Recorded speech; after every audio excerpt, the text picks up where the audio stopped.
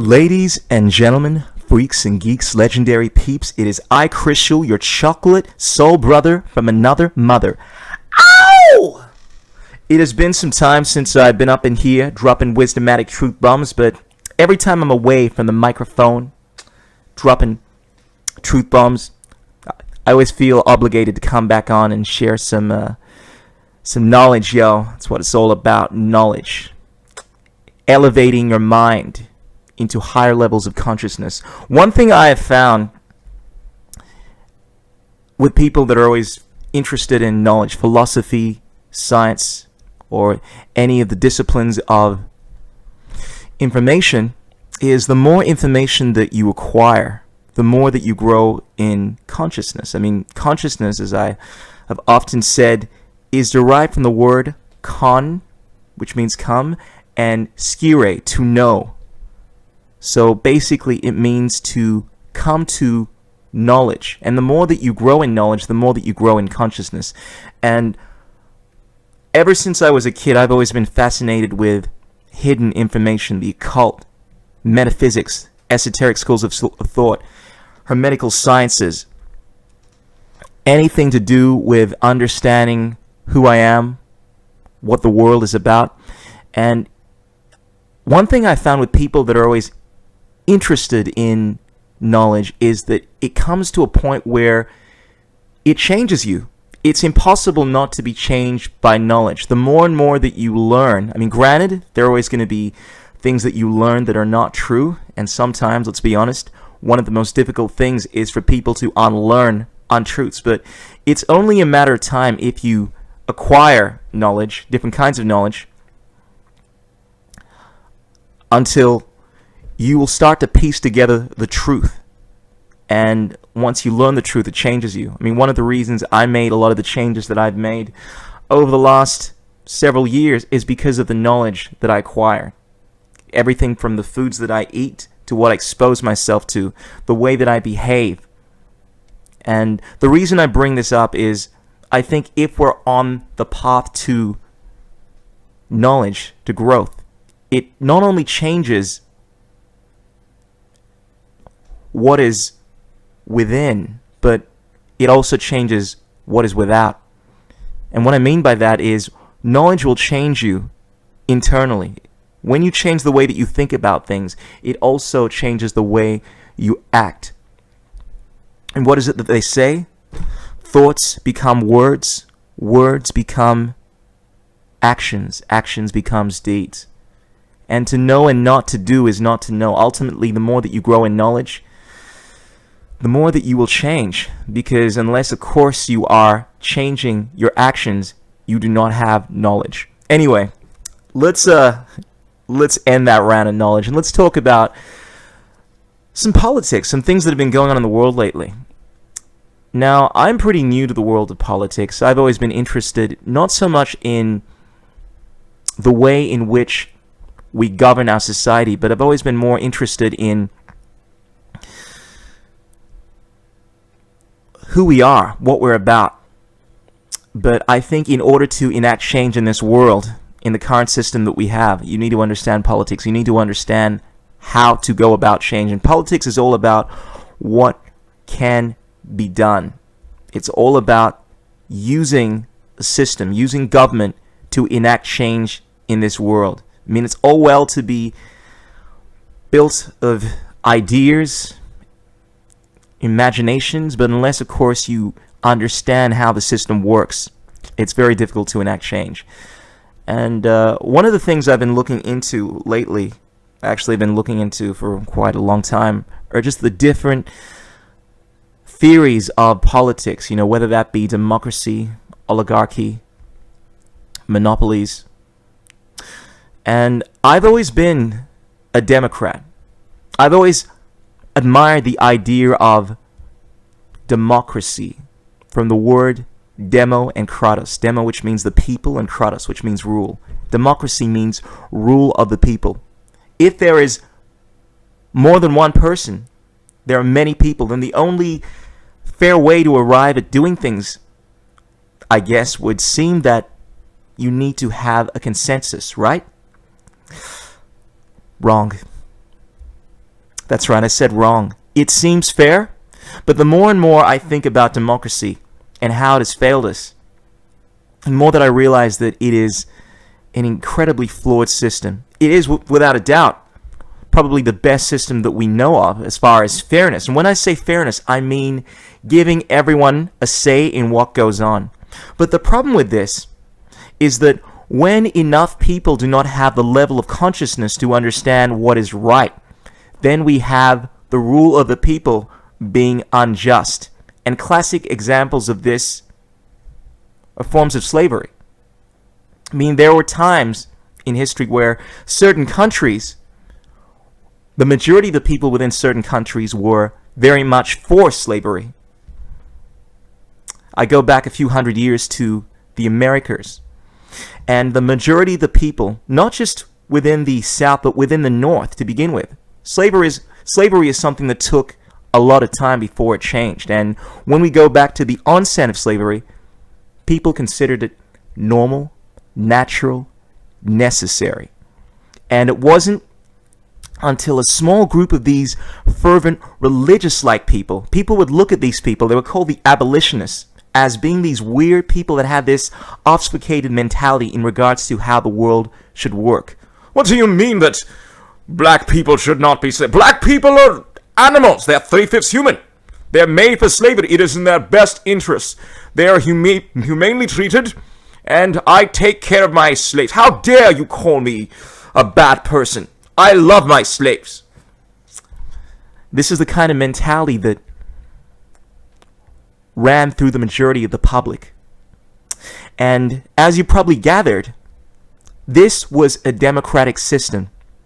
A system where people believed it was right to behave this way. And it wasn't until these abolitionists started to pick up momentum, about 2 to 3% of the population grew to a staggering amount of people, and they were able to pass legislation to enact change in their government. And of course, there are ideas as to why the Civil War took place, as to why the people within the North went to battle with the people within the South. But without a doubt, one of the primary motivations, well, from a historical point of view, probably not in actuality. It's always about money. It's always about economics and other things. But history dictates that it was because of the tremendous injustice that there was towards slavery. The people in the South wanted to continue their barbarous, inhumane treatment of slaves, and the people in the North, because of their technology, because of their consciousness, in my opinion, being a bit more elevated, they chose to put an end to this barbarous ideology. And what I'm trying to illustrate through this is that when enough people do not have a level of consciousness in order to understand right from wrong, we have these systems which are democratic but are not just. And it has happened time and time and time in history, not just through slavery, but through many other things. There are countries to this day where people think, the majority of the people believe that it is okay to be unjust towards women. There are aspects of Sharia law, and granted, this is an area that I only have a cursory understanding of. If you take the writings of Sharia law literally, they are unbelievably unjust. But there are certain countries like Egypt where an overwhelming amount of the population, over 70% of people, support some of the draconian measures that are inherent within Sharia law. And I'm not just pointing fingers here towards the Middle East. I'm pointing fingers towards the West, towards all parts of the world. There are many things that we are all complicit in. There are many things that the majority of the public still support, that believe are just. Our treatment of things that are considered to be lesser than ourselves, such as non-human animals. What happens when a system is such that the generalized ethics dictate that it is okay to treat something that the general public do not consider to be of importance barbarously? They believe it is okay to rape, slaughter non-human animals. If that is the rule of the people, is it just? Now, there are some people that would advocate that just is just a word. Right and wrong are just words. There is no right. Everything is morally relativistic, and appropriately, I would call those people psychopaths. And not in a negative connotation, but from the mindset that everyone to some extent is capable of adopting secondary psychopathic characteristics. And bear with me, all I mean by that is that if enough people support something, if we are indoctrinated in a society where we are told time and time again that it is acceptable to do something, we develop these secondary psychopathic attitudes. It was the same mentality that allowed people to believe it was okay to have black people as slaves. It is the same mentality that has allowed millions of people in every generation to adhere to unlawful things. A few thousand years ago, it was acceptable to perform infanticide, to kill our young in ancient Rome. It was acceptable to have slaves. Might was right. And of course we change. We grow in consciousness. And I believe that the answer to this, the answer to developing a system that is just, is one, to have a beneficent dictator, a philosopher king, someone like Marcus Aurelius that simply knows right from wrong if the majority of the public are not understanding of certain principles as to how to govern a community justly, then to have someone like Marcus Aurelius, someone like a philosopher king that does have these understandings, that governs the nation, governs the world through principles of natural law, through the divine principles that are inherent within the universe of justice. And I know a lot of people may listen to me speak about these principles as if they have no real objective bearing, but any person that has studied philosophy, any person that has delved into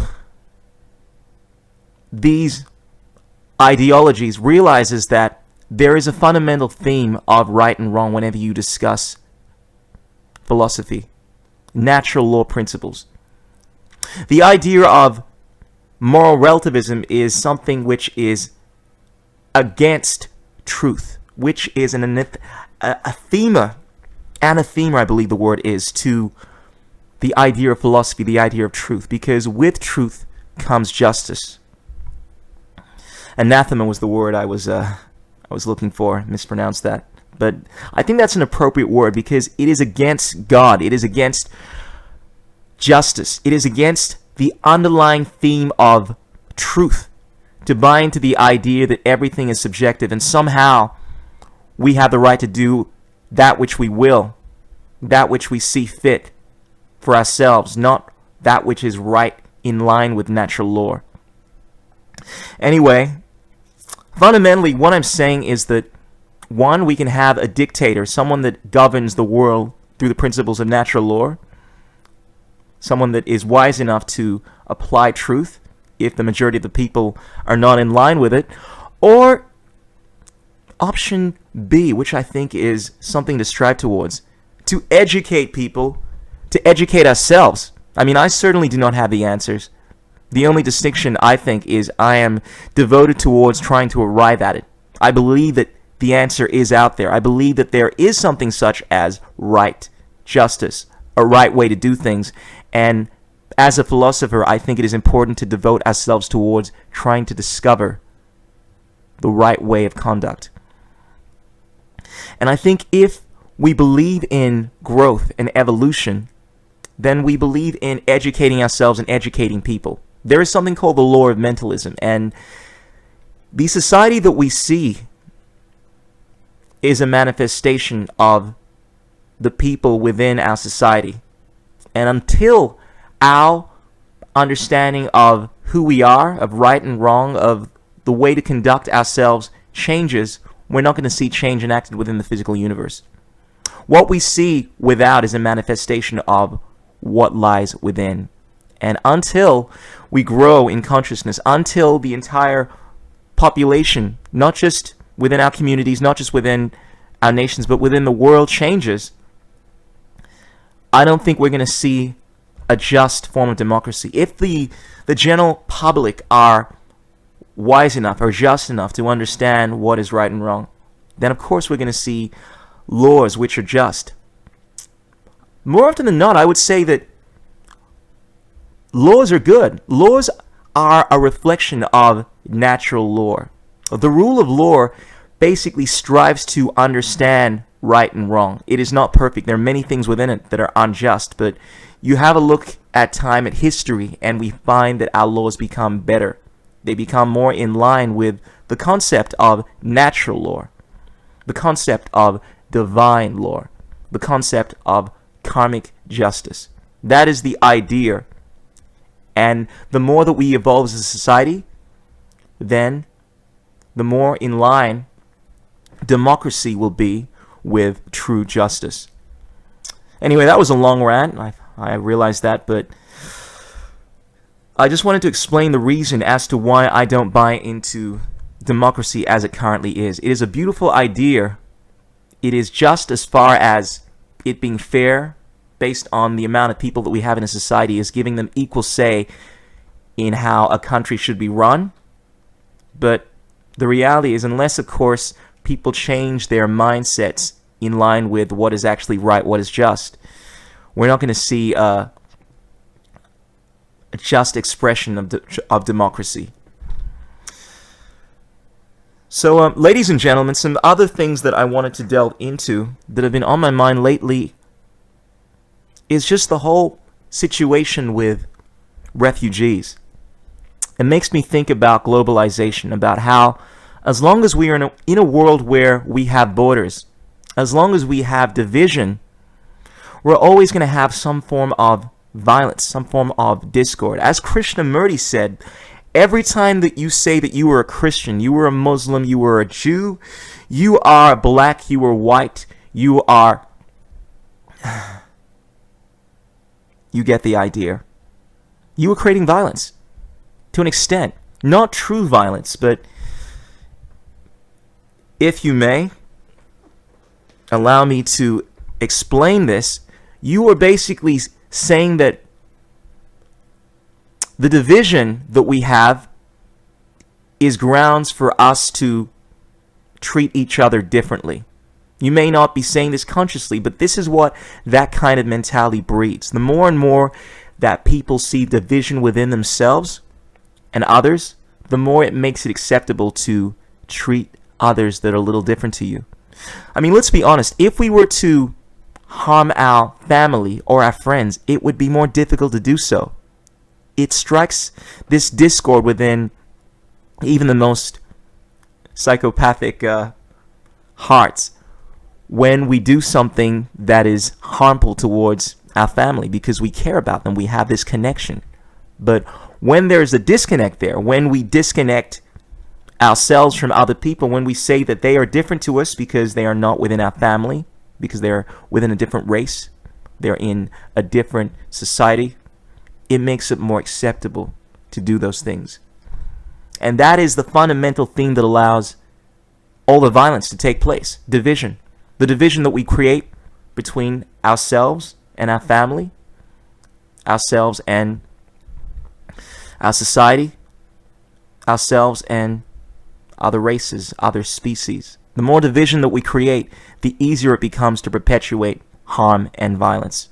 And I think until we take away these divisions, until we take away these borders, we're always going to have some form of violence. And I realize that a lot of people are against the idea of globalization, and believe me, I am well aware of why.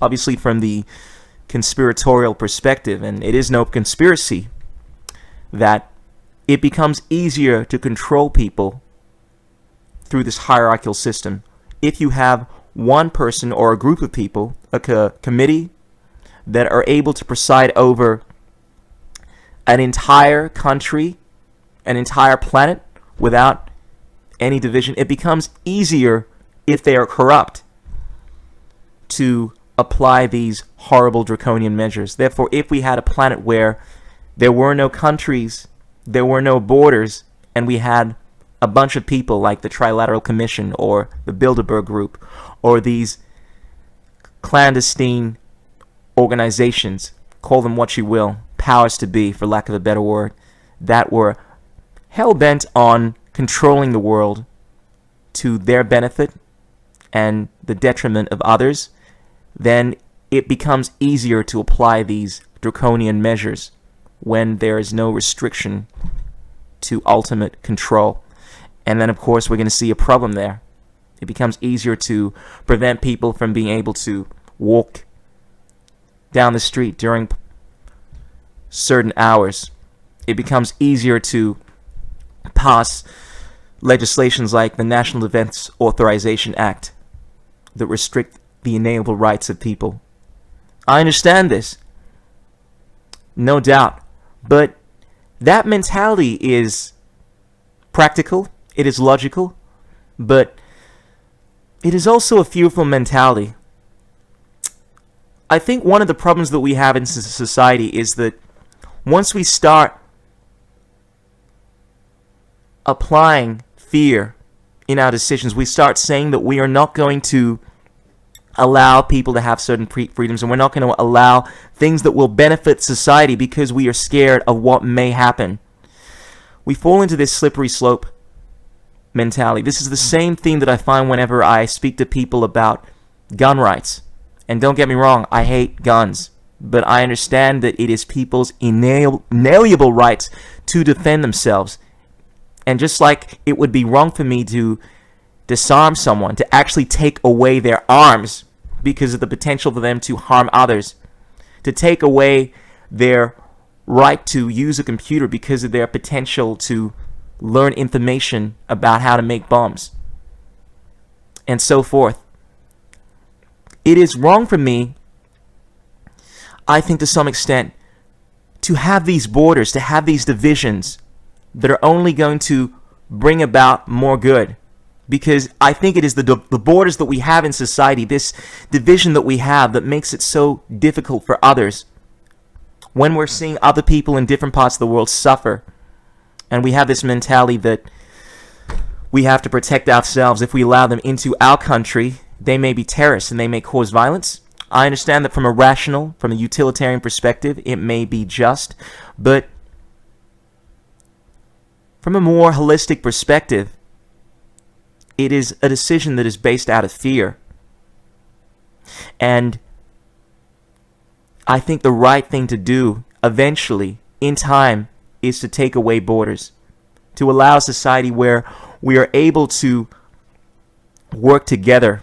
We understand that so much as one single person suffers in this world, to some extent we all suffer. And it's easy to be disconnected from the sufferings of others. You don't have to watch TV. You don't have to see these kids with empty tummies suffer. You don't have to see the drones dismembering these children. You don't have to see the diseases they are facing, the epidemics. But as we progress in society, as we progress as a people, you'll find that we become more and more connected to each other through technology, and it becomes so apparent that there are people that are suffering around us. And it's going to reach a point where they will be at our doorstep. And there is something called passive violence. I believe that there is a moral responsibility when you are seeing other people around you suffer to do something about it. I understand that it is difficult, it's far more complicated because you are putting yourself at risk when you are aiding others. But it is definitely something that I think we need to look at with more compassion. I would rather err on the side of compassion and passion than to err on the side of caution, to err on the side of fear. Fear because of the potentiality for harm. Fear that because someone may harm me, I should attack them. The kind of fear that Benjamin Franklin warned us about. Those that are willing to compromise their freedom for security deserve neither freedom or security. And this is always the thing when we're dealing with politics. People are always fearful of the potentiality for harm. People say because you're potentially going to do something that is wrong, if we allow, or because potentially, this is a classic scenario, the harm that is going to come from people taking these hallucinogenic substances may ensue, we're going to take away the right of people to take these substances. Substances like marijuana that have thousands of medical properties. It's considered to be the most beneficial substance medically in the world to this day, according to thousands and thousands of tests. We still prevent people from having access to in certain countries, even though it cures multiple sclerosis, forms of cancer, a myriad of different diseases. We take away the rights of people to take this substance.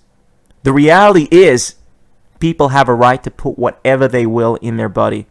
And for someone that doesn't take these substances, for my own reasons, I still respect the right of people to take these substances. And it always comes down to this argument that it's okay to prevent these people from taking these substances because of the potential harm that they may be bringing on to themselves and to others. The gateway drug argument that taking a substance as innocuous as marijuana may lead to other harder substances. It's not a justification. It is not a good enough justification. To prevent someone from having the right to do something that is their right because of the potential for them to do harm is the mindset of these utilitarian or Machiavellian utilitarians. As I've often said, there's nothing wrong with wanting the greatest amount of good for people, but not at the cost of taking away what is their right, what is justly theirs. It always comes down to this theme. Anyway, ladies and gentlemen, I think I'm going to leave my rant there. As you probably guessed, I tend to be very verbose. And there are many topics that I could speak about, and the common theme is always about rights and justice. And in the spirit of Tupac Shakur, I don't care how many people I piss off by saying this kind of stuff. I care about how many people I wake up. Signing out. Peace out. Keep it real. Chris Schul. Life's purpose is to feel joy. Metaphysical, lyrical, saying nothing but truth. The only one to make change is walking in your shoes. Be the example, don't complain about the news. Making music and serving the world with the loo. Now you can be the same, or you can be the change. Find strength from inside, break through the chains. No one to blame, nothing to prove.